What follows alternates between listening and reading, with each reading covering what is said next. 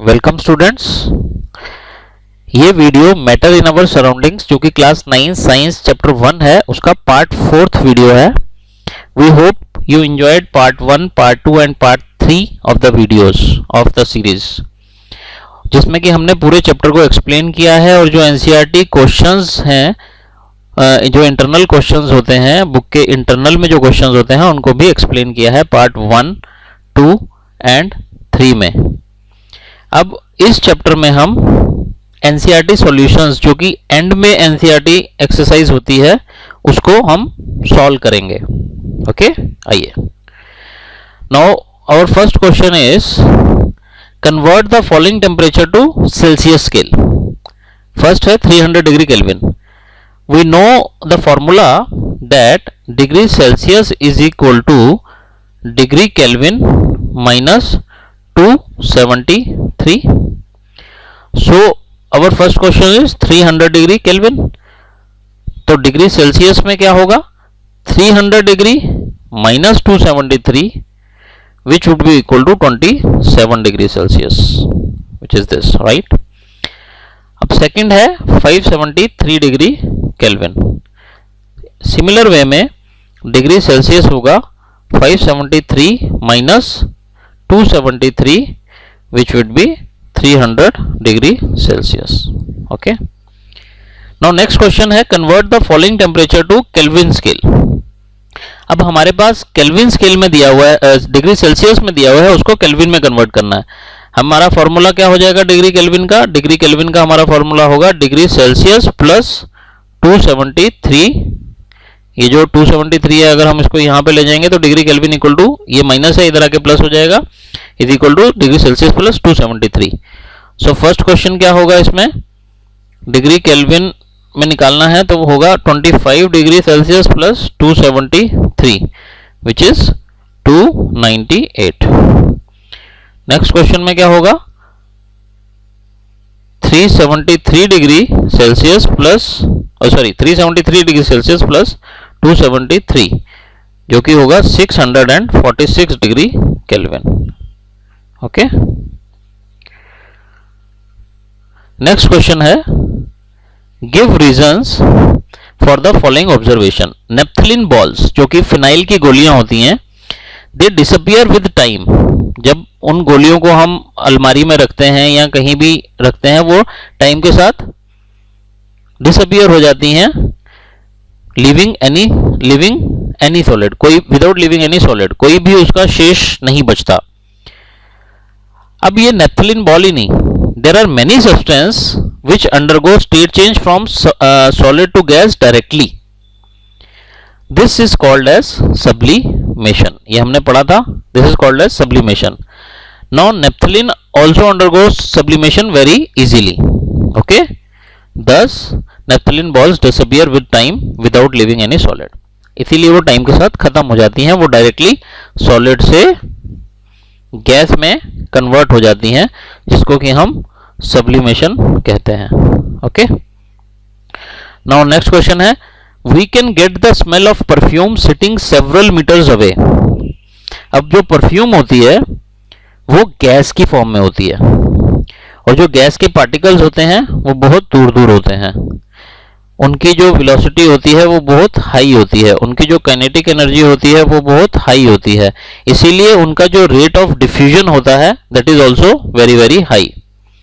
So they have large spaces between them, जैसे हमने show किया है बहुत ज्यादा स्पेस होती है, and they possess high kinetic energy, thus they diffuse very fast. Perfumes are eventually gases which diffuse into air and reach to our nostrils, और इसीलिए वो दूर से भी हमारे नाक तक आ जाती है। अब है question number 4, arrange the following substance in increasing order of force of attraction between particles. पहला है वाटर, दूसरा है शुगर, तीसरा है ऑक्सीजन। अब हमें मालूम है कि वाटर जो है वो एक लिक्विड है, शुगर एक सॉलिड है और ऑक्सीजन एक गैस है। अब जो लिक्विड के पार्टिकल्स होते हैं वो ऐसे होते हैं, सॉलिड के पार्टिकल्स ऐसे ऐसे होते हैं बिल्कुल पास पास, और गैस के बहुत दूर दूर होते हैं, राइट। तो यानी कि इसकी फोर्स ऑफ अट्रैक्शन सबसे कम होती है, इसकी सबसे ज्यादा होती है और इसकी इंटरमीडिएट होती है। तो force of attraction between particle of solid is very strong, जो कि हमने अभी यहाँ पे कहा। Then liquid and then gas. Now sugar being a solid has maximum force, तो अगर हमको अरेंज इनको करना है इंक्रीजिंग ऑर्डर ऑफ फोर्स में, तो सबसे कम किसकी होगी? सबसे कम होगी गैस की, फिर होगी गैस यानी कि ऑक्सीजन की, फिर होगी लिक्विड यानी कि वाटर की, और फिर होगी सॉलिड यानी कि शुगर की। Okay, now next question is what is the physical state of water at 25 degree Celsius. 25 degree Celsius पे तो वो पानी जो है वो लिक्विड होता है, नॉर्मल टेम्परेचर है, रूम टेम्परेचर 25 डिग्री सेल्सियस है। 0 डिग्री सेल्सियस, 0 डिग्री सेल्सियस पे ये इक्विलिब्रियम स्टेट में होता है, यानी कि इसमें सॉलिड भी होते हैं और लिक्विड भी होता है। मतलब कि जो वाटर है वो आइस भी होता है उस टाइम पे 0 डिग्री पे, और वाटर भी होता है। वो एक ट्रांजिशन स्टेट होती है, वो कन्वर्ट हो रहा होता है वाटर लिक्विड से। After getting heat at this temperature equal to the latent heat of fusion, उस हीट को हम क्या बोलते हैं? ट्रांजिशन में जो हीट यूज होती है उसको हम कहते हैं latent heat of fusion. Solid form of water that is ice, ice जो है वो चेंज होने लग जाती है लिक्विड में यानी कि वाटर में। तो ये इक्विलिब्रियम स्टेट में होता है वाटर 0 डिग्री पे। 100 डिग्री पे अगेन 100 डिग्री पे भी इक्विलिब्रियम स्टेट में होता है, उसमें सॉलिड एंड लिक्विड था और इसमें लिक्विड एंड गैस है। At this temperature after getting heat equal to the latent heat of vaporization, इस केस में वेपर बनते हैं तो vaporization, water start changing from its liquid state to gaseous state, water vapours बनने चालू हो जाते हैं। तो इस केस में भी ये इक्विलिब्रियम में होता है 100 डिग्री पे भी। This is very important question. Now give 2 reasons to justify. First है water at room temperature is liquid. अभी हमने ऊपर पढ़ा कि जो वाटर है 25 डिग्री सेल्सियस जो कि रूम टेम्परेचर होता है उस पर लिक्विड होता है। अब उसको हमको जस्टिफाई करना है। हम कैसे जस्टिफाई करेंगे? हमें मालूम है रूम टेम्परेचर पे जो वाटर होता है वो फ्लो करता है, उसकी फिक्स वॉल्यूम होती है लेकिन फिक्स शेप नहीं होती, और हम उस पानी को, वाटर को हम जिस भी कंटेनर में डालते हैं वो उसी की शेप ले लेता है, राइट? सो ये किसकी कैरेक्टरिस्टिक होती है? ये लिक्विड की होती है। तो ये फर्स्ट रीजन हो गया। सेकंड रीजन हम क्या दे सकते हैं? वाटर जो है वो बहता है, वाटर रूम टेम्परेचर पे बहता है, फ्लो करता है। Again this is the characteristic of a liquid. Okay, और इसी में सेकंड क्वेश्चन है एन आयरन अलमीरा, एक लोहे की अलमारी जो होती है वो एक सॉलिड होती है रूम टेम्परेचर पे, रूम टेम्परेचर पे वो सॉलिड होती है। अब जो अलमीरा होती है उसकी डेफिनेट शेप होती है और डेफिनेट वॉल्यूम होती है जो कि एक सॉलिड की होती है रूम टेम्परेचर। सो ये एक फर्स्ट रीजन हो गया। सेकंड रीजन क्या हो गया? ये रिजिड होती है रूम टेम्परेचर पे, जो लोहे की अलमारी होती है उसको हम कंप्रेस नहीं कर सकते, वो रिजिड होती है। तो ये एक सेकंड रीजन हो गया। नाउ नेक्स्ट स्लाइड क्या है? नेक्स्ट क्वेश्चन क्या है? Why ice at 270 degree Kelvin more effective in cooling than water at same temperature, यानी कि हमारे पास आइस भी है 273 पे और वाटर भी है 273 डिग्री केल्विन पे। आइस जो है वो ज्यादा जल्दी ठंडा करती है। क्यों ऐसा? बिकॉज 273 डिग्री केल्विन पे ice has less energy as compare to water, ice की एनर्जी कम होती है क्योंकि सॉलिड है, सॉलिड की एनर्जी कम होती है एज कंपेयर टू वाटर, क्योंकि वाटर के मॉलिक्यूल्स थोड़े दूर दूर होते हैं सॉलिड से, उनकी वेलोसिटी ज्यादा होती है और काइनेटिक एनर्जी भी ज्यादा होती है। So water takes additional latent heat, उस टेम्परेचर पे 273 डिग्री पे वो एक्स्ट्रा लेटेंट हीट ले सकता है, latent heat of fusion during the state change, right? Hence ice gives more cooling effect at this temperature. Now what is eighth question? Eighth question is what produces more severe burns, boiling water or steam? यानी कि अगर हमारे हाथ पे उबलता हुआ पानी गिर जाए या स्टीम गिर जाए, या स्टीम हमारे हाथ पे लग जाए, जो कुकर में ऊपर स्टीम निकलती है अगर उस पे हाथ आ जाए, तो कौन ज्यादा सीवियर बर्न दे सकता है? ऑफ कोर्स स्टीम जो है वो मोर सीवियर बर्न देती है देन अ बॉइलिंग वाटर। अब इसका रीजन क्या है?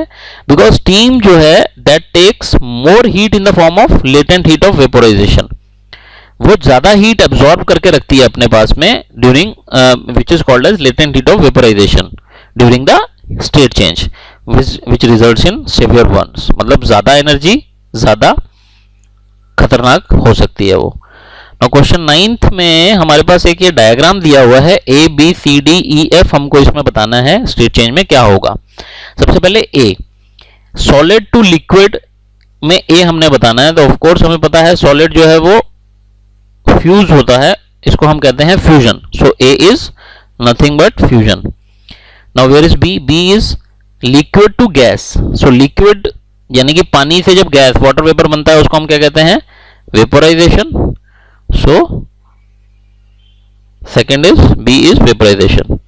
Now C is here gas to liquid. So जब गैस कंडेंस हो जाती है, वाटर वेपर जब कंडेंस हो जाते हैं तो वो लिक्विड बना देते हैं। So C is nothing but condensation. Where is D? D is here liquid to solid. Liquid यानी कि वाटर से जब सॉलिड होती है तो that is called as solidification. Ice बन जाती है वाटर। उसके बाद F, F है यहाँ पे गैस से डायरेक्ट सॉलिड बन जाता है, और E है यहाँ पे सॉलिड से डायरेक्ट गैस बन जाता है। ये कौन सा प्रोसेस होता है? This is called as sublimation. So F and E both are the example of sublimation. So यहाँ पे ये आ जाएगा, राइट। सो स्टूडेंट्स यहाँ पर हमारा पार्ट 4 भी खत्म होता है इस चैप्टर का। ये जो चैप्टर है मैटर इन अवर सराउंडिंग्स, ये टोटल 4 पार्ट्स में इसके वीडियो बने हैं। अभी आपका पार्ट 4 खत्म हो गया है जो कि एनसीईआरटी एक्सरसाइज सॉल्यूशंस कवर करता है।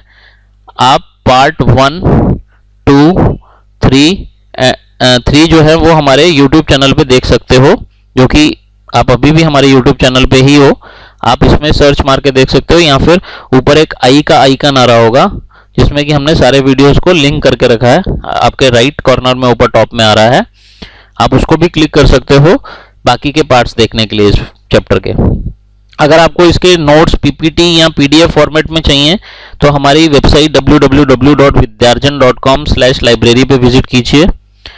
अगर आप अपने फेसबुक पे डायरेक्ट अपडेट्स चाहते हैं, जैसे ही हमने कोई वीडियो अपलोड किया या जैसे ही हमने कोई पीपीटी या पीडीएफ फॉर्मेट में हमने नोट्स अपडेट किए हैं, अपलोड किए हैं हमारी वेबसाइट पे, अगर आपको चाहिए कि डायरेक्ट आपको इंटीमेशन आपके फेसबुक पेज पे आ जाए तो हमारा फेसबुक पेज लाइक कीजिए, जो कि है www.facebook.com/vidyarjan academy।